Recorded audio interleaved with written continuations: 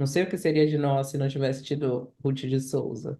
Então, que assim, puxa, você fez aquele papel, mas que coisa maravilhosa, assim. Não é maravilhosa, eu sou assim, você que não me conhece. Eu fiquei 10 anos filmando a Ruth, então chegou um momento que ela também não entendia para onde que ia, que ela, como uma atriz de dramaturgia, ficava numa expectativa de receber um roteiro onde ela, tipo, seguisse algum script. Então ela tinha uma história super cristalizada, que ela entendia que aquilo era o que ela tinha que contar.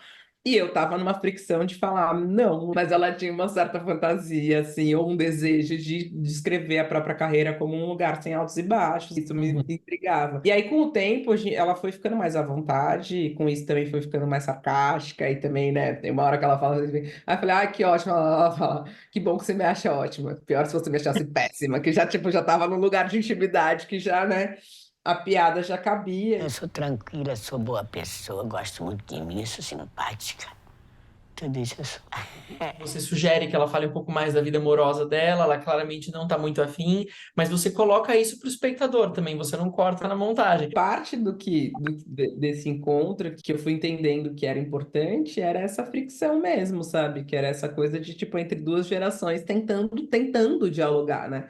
É uma tentativa de diálogo, na verdade, podia chamar tentativa de diálogos com Ruth de Souza. Então, tipo, tinha um lugar de ficar tentando provocar ela também, para ver onde que a gente conseguia chegar, para poder chegar numa profundidade de diálogo mais honesto, na minha concepção. Que eu acho que a gente foi conseguindo isso ao longo do tempo. Você quer que eu lembre?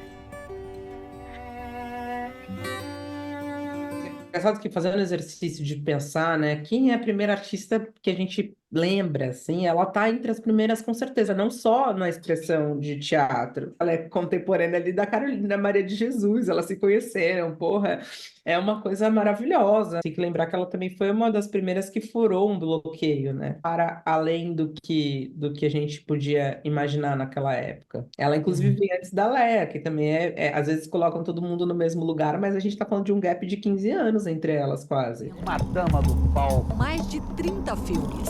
Então, uma novela. Da primeira atriz negra a construir uma carreira no cinema, no teatro e na televisão.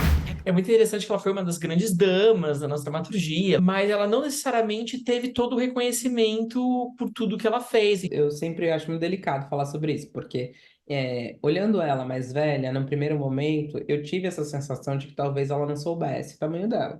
Depois, olhando os arquivos, eu falei, não, essa mulher sabe muito bem o tamanho dela, porque senão ela não teria nunca, nem guardado todas as coisas sobre ela. Então, a gente, os recortes de jornais que a gente tem dos anos 40, quem tem esse clipping, Bruno? Só uma pessoa que acredita que está fazendo alguma coisa muito grande, transformando, guarda, sabe? O que acontece é que o mundo massacra, o Brasil massacra a pessoa, sobretudo quando ela vai ficando mais velha. Ali quando ela fala, inclusive, quanto ela ganhava na Globo, dá pra ver na cara dela que não tá desconfortável falar sobre aquilo. Porque eu acho que nenhuma pessoa que se sabe grande gosta de se entender menor a partir do olhar de fora. Você quer ser artista? Não tem artista preto? Mas vai ter. Algo que eu acho muito importante no teu filme são uma série de ficcionalizações que você faz ali com atrizes negras. Elas são de expressões muito diferentes. Então, a gente tem a Lívia, que é atriz de teatro. Aí a gente tem a Luísa Dionísio, que é uma cantora de samba. A gente tem a Rosana Paulino, que é artista visual. E a gente tem a Wanda de Ambolu, que é uma mãe de santo. A gente tem a Dani Ornelas, que é uma atriz e realmente, tipo, ligação direta de legado da Ruth de Souza, né? E a Jennifer Lauren também, que é uma jovem atriz. E aí, para mim, ali, eu acho que tanto era pra gente criar esses espaços, como para suprir uma lacuna de diálogo onde eu não conseguia chegar com ela, onde parecia que, para mim, o único lugar possível da gente conversar seria através de um lugar onde a gente se encontraria, que é na ancestralidade. Ficou marcado que a atriz negra tem que fazer esse tipo de papel. E eu vivo sempre lutando contra isso. E a gente fala dessas lacunas atrás das câmeras, de criadoras, especialmente criadoras negras, mas também discute-se muitas lacunas na representação e nas personagens, nas ficções. À medida que eu acho que a gente vai virando criador das nossas próprias histórias, automaticamente isso vai melhorando, porque a gente consegue construir narrativas que deem conta da gente como protagonista. Se essa estrutura não muda, fica difícil de mudar o resto, e aí você pode enfiar um monte de preto na tela lá e efetivamente não mudar nenhuma estrutura por trás. Onde é que a gente efetivamente pode recriar imaginários? É através do que está sendo escrito, o que está sendo efetivamente criado na raiz, e aí sim a representatividade pode vir com mais força, porque se ela for só representatividade, que é só colocar um monte de gente lá e ter um cara lá no fundo, ela não é muito eficaz e ela maquia um problema e pode retardar o nosso tempo de evoluir como sociedade. Minha vida tem tanta coisa para contar. Eu acho muito interessante pensar a Ruth de Souza junto com Racionais, no sentido de que você retrata grandes ícones culturais negros absolutamente fundamentais. Não tem como você planejar isso. Ah, vou planejar fazer um filme do Racionais e da Ruth.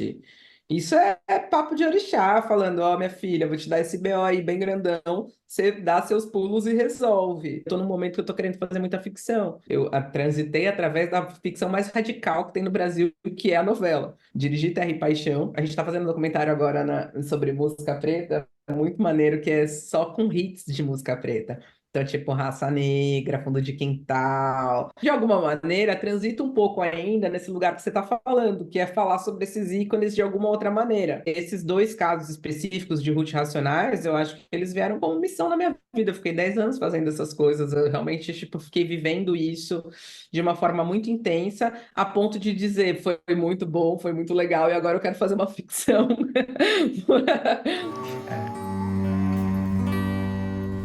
Obrigadão. Obrigada, Bruno.